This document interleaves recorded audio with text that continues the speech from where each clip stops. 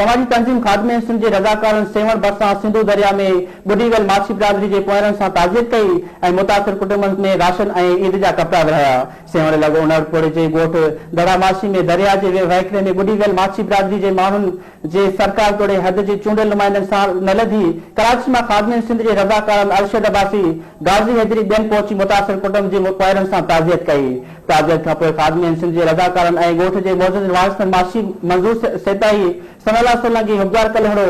जायद बबर एनपी खोसो अली कुरैशी ऐं ॿियनि कचे वारे इलाइक़े में पहुची मुतासिर खानदान जी औरतुनि ऐं ॿारनि में राशन ऐं ईद जा कपड़ा तक़सीम कया। इन मौके ते राशिद अब्बासी ऐं मंजूर सेताई ॿुधायो त सेवण वॾे वज़ीर जो इलाइक़ो आहे पर अफ़सोस जो चूंडियल नुमाइंदा ऐं वस वारा हिन महिल ताईं ॿुडी वियल माण्हुनि जी तॾहिं ते न पहुता आहिनि ऐं नई मुतासिर खानदान जी सार लथी आहे। हिननि वधीक चयो त खादमे सिंध मुश्किल घड़ी में माण्हुनि सां गॾु आहे हू पोयतनि जे ॾुख खे महसूस कंदे कराची मां सहायता लाइ आया आहिनि। सिंध सरकार के भी घुर्जे त मुतासिर कुटुंबनि वटि पहुची हिन जी सार लथनि।